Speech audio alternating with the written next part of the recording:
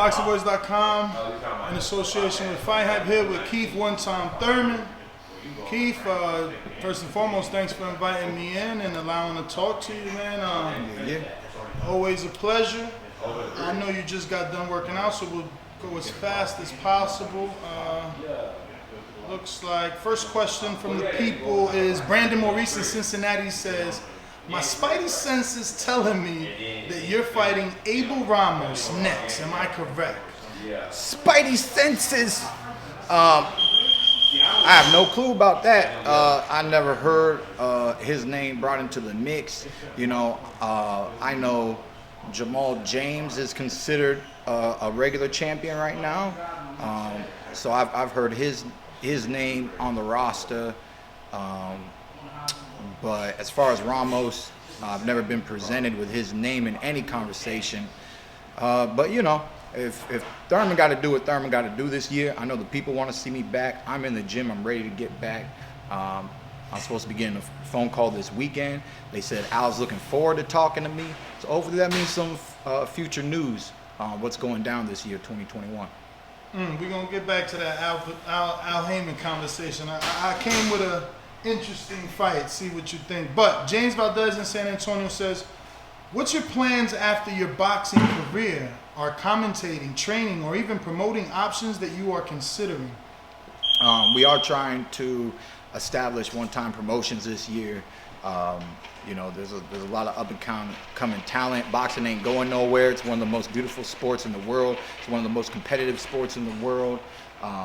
You know, it's not a team sport, and I just don't know what the world is gonna offer me after boxing, but it looks like I'm gonna have a few different avenues. I love commentating. I love working the fights. In the future here, I do a lot of teaching on the side, but I'm gonna start trying to teach globally, get some videos out there on my channels, get some training things. That's gonna be coming soon within the next month or two. I'm gonna start giving y'all the big boxing basics, Thurman's basics, boxing movements, and we'll just see, man. You know, I love the sport of boxing, so when I'm done, I'm probably still gonna be lingering around some way, somehow. Israel Rebel in Oklahoma says, have you seen the Kings documentary on Showtime? If so, what do you think? The Four Kings. I don't got regular TV, and I don't have Showtime or anything of that nature. You're the third person that's brought up that I need to watch the Kings, the Four Kings. It sounds very interesting, but you know, those who know my story right now, when I go home after this drip, I got that baby to attend to, man. You know, and Mama's doing a great job. But you know, I try to get a little bit of FaceTime with my own daughter, so that she loves seeing Daddy's face when I come home. And right now, I'm just kind of being a family man. But I will eventually check out Four Kings. He says when next in Oklahoma, lunch is on him. Next one is from Victor Banuelos, who says, "What's up, champ? In your opinion?" Victor Banuelos says, "What's up, champ? In your opinion, who has a better resume, Gervonta Tank Davis or Terrence Bud Crawford?" Well, Crawford slightly has a little bit of a better it's really a longer resume. It's really, he's been in the game longer. He's been champion longer. He was the champion at 140 before 147. So I got to give it to Bud for right now, you know, but we love what Tank's doing. We love his grind. We love his hustle. And I look forward to continue watching his career as well. Line 6 Reed says, how do you not know Jerome Boots Ennis? Or are you just capping? Do you realize he's one of the most talented fighters to ever lace up a pair of gloves right now? I mean, you know, at the end of the day, COVID, you're handling your own issues, you know. I don't tune into every fight. I am a fighter. I'm not a fight fan. I didn't get into the sport to watch the sport. I got into the sport to participate in the sport. You know what I'm saying? I hear of great talent from time to time. This seems to be the most, one of the most exciting fighters coming up. And I look forward to when I get to see him perform against a name. Currently, I've yet to see him in the ring, you know. So, side note, the first time I saw Roy Jones Jr. was when he fought Tito Trinidad. And that was nowhere near the beginning of his career or middle of his career. That was, well, I mean, Roy stayed around for a long time, but amongst real fight fans, we would consider that more towards the end of his career. And of course, I knew who Roy Jones Jr. was. I'm not gonna act like I didn't know who Roy Jones Jr. was, but I ain't never seen him fight. And when he was fighting and he put his hands down, I look over to my heavyweight. We're in we're in Virginia. West Palm Beach? No, the West Palm Beach is in Florida. Virginia Beach. We're in Virginia Beach. We're at a PAL whatever tournament, national tournament over there or something. And the boy, Roy Jones, is fighting with his hands down. And I'm like, why is he fighting with his hands down? And my heavyweight looks over to me and he goes, Keith, don't you know Roy Jones Jr.? And I'm like, I know Roy Jones Jr., but I don't. Why is he fighting with his hands down? And he's like, man, that's Roy, bro. That's how Roy fight, this and that. And then after that, I got to see more of who Roy Jones Jr. was, how slick he was, how much he fought with his hands down. You know, so I'm just not the historian, man. I talk good when I commentate. I can give you a breakdown of fighters that I've seen, or if I'm about to do a TV gig and I don't know anything about those fighters, I will do research so that I can have something to say from what I've seen with my own eyes before I get on camera to do some commentating, all right? But I've yet to have to commentate one of this kid's fights, one of the headliners where he's an undercard of. Thus, I've not seen him, and it's not cap, it's not disrespect. It has nothing to do with the boy. It just has to do with the lifestyle that I live. Yeah, so I'm glad you cleared that up, because they seem to think that you are. Since our last interview where you know, I asked you, did you know who he was, and you said he didn't. Obviously, you know, the world reacted. Ennis obviously had an interview himself, like, he knows who I am. So I just wanted you to clear it up that, you know, it's no malice. You're just busy. That's all. And then, like, maybe I've seen him once. Maybe I do know a little something. If I see his face again, maybe I know. You just throw a name at me, I can't really imagine a face. I'm trying to put something together because I've seen some highlights of some up and comers. Van Heerden and I definitely don't know no Van Heerden, and I know a little bit about Lipinets, but I don't watch Lipinets. A lot of people can beat Lipinets, you know. And, you know, especially 147, Lipinets don't belong at 147. He was really a 140 pounder, you know. Well, Ambitious says, Saludo, campeón. How has becoming a father influenced you as a fighter? I mean, it hasn't been long. Baby girl about to be 3 months, you know. So I don't got no gray hair wisdom for you yet, you know what I'm saying? But it's just a new chapter, man. Y'all already see, you know, the hair's gone, the belt's gone, the baby's here. I'm sweating. I got drive still. Don't act like Thurman don't got no drive. It's just different, man. It's different. You know, as a father, now that I am, of course, I have the desire to provide for that child. I have the desire to do my best to make sure that she enjoys this experience that we call life, you know.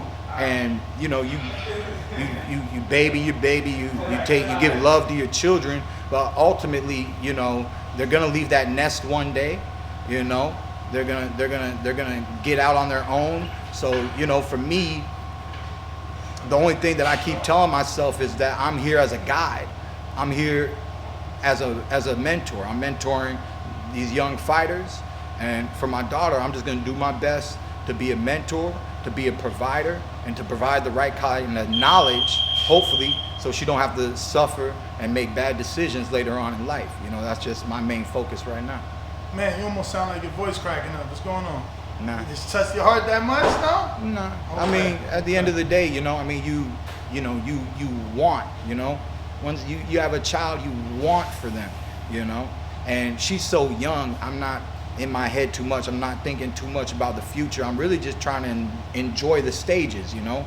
Every day I pick her up, I just feel her getting heavier.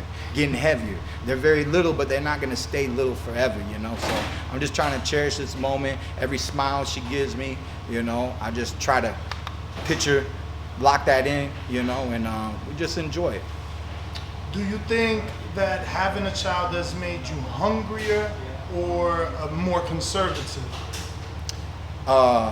It's definitely made me more conservative, you know, as far as overall lifestyles. It's like, you know, what do you want? You know, it's like, but I'm gonna have to provide. So it takes away that whole me, I factor, mm-hmm. right? There's a little bit more of, you know, me, my wife, my daughter, my family, and it takes a little bit it just makes me more family orientated, right? Not that I wasn't, but now this is my offspring. It's a little different. You already have the family that you're born into, but this is starting a family of my own. So in certain ways, I'm conservative. But when it comes to this ring, when it comes to what I want to do, I want to land punches. You know, I've read a few comments. Ellerby was giving me big props on the Pacquiao fight. He thinks the Pacquiao rematch is Thurman Pac. He stated on Twitter that it seems more interesting than this Spence fight. Really? I'm going to the Rolodex and pull up the Twitter, but he just said that we know what kind of action we're going to see because we saw it already, right? Yeah. And that it just seems really big. And you know, I was at the presser, and Spence didn't give much to the media, and Pacquiao didn't give much. They might as well just been, you know, shaking hands around a campfire singing Kumbaya to each other, you know what I'm saying? At the end of the day, you know, I just think that the whole ride up into that, because, you know, you were here, a lot of people were here, Ellerby was here, the gym, and there was just a lot of build up to that fight, and then it was a tremendous fight, you know, and you can try to make another great fight, but it takes two great fighters to make a great fight, and you don't know how each fighter is going to really come and perform. And I think just deep down, you know, even me personally, I wish I would have pressed more for it, for the rematch. I don't think Pacquiao would have took it. I think they saw something in Errol's comeback fight that made them feel like this is the next match for Pacquiao. It is what it is, man. Did you see something like? Looking at that fight, well, we saw Errol Spence not at 100%. We can all just say that we saw Errol Spence not at 100%. He was 70 to 80. 70. You know what I'm saying? So wherever he's at, he's not at 100. And you know, does he have enough time to add on to where he just was? If he's at 70, does he have another 10% in this next performance where he's at 80? If he was at 80, does he add that 10% now he's at 90? Or does he complete the whole gap, and is he really right back at 100?